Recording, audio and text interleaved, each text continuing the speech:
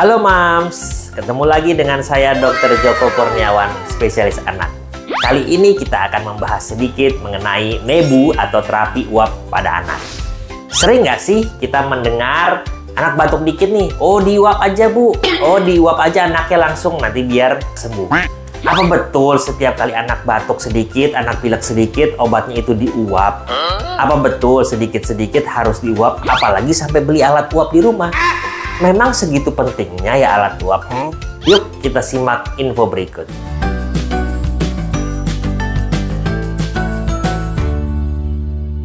Nah, sebelum kita membahas mengenai alat uap atau terapi nebulisasi kita bilangnya, kita harus tahu dulu bahwa batuk sendiri sebetulnya belum tentu suatu masalah.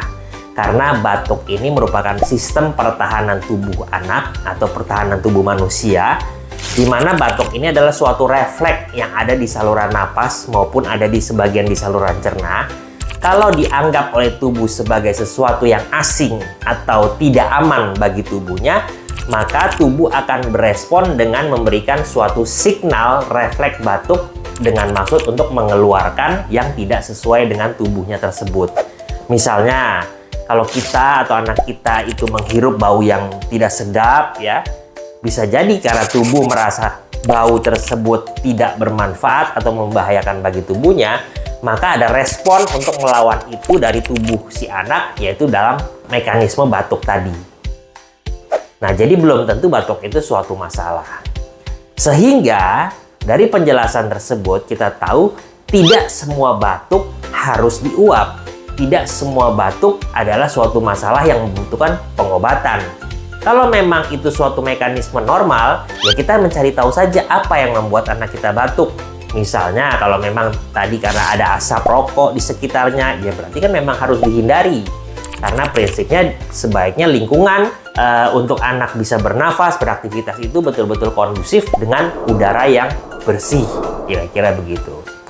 Nah, pada dasarnya berdasarkan rekomendasi IDAI, pengobatan batuk sendiri tidak harus dilakukan nebulisasi atau terapi uap.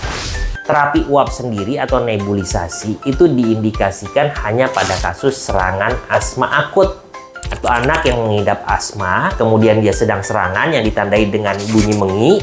Nah, itu terapinya memang nebulisasi untuk mengatasi serangan tersebut.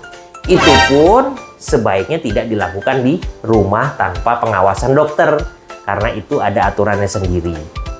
Kemudian terapi yang lain memang ada. Misalnya kalau untuk penyakit bronkiolitis itu juga terapinya dengan nebulisasi atau terapi uap. Namun obatnya berbeda dengan terapi asma. Nah, untuk kondisi batuk yang lain, misalnya karena infeksi saluran napas atas atau mungkin karena penyakit-penyakit lain, itu tidak harus dilakukan nebulisasi.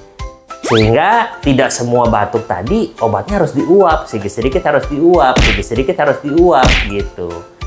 Nah, misalnya pada kasus batuk yang disebabkan oleh infeksi saluran napas atas, sebetulnya pengobatan itu hanya mencukupi kebutuhan cairannya terlebih dahulu.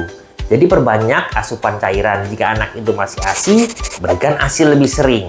Jika dia sudah tidak mendapatkan ASI full, berikan cairan lain juga lebih sering sesuai dengan usianya. Biasanya batuk relatif akan sembuh sendiri jika memang itu hanya infeksi saluran napas yang disebabkan oleh virus. Gitu.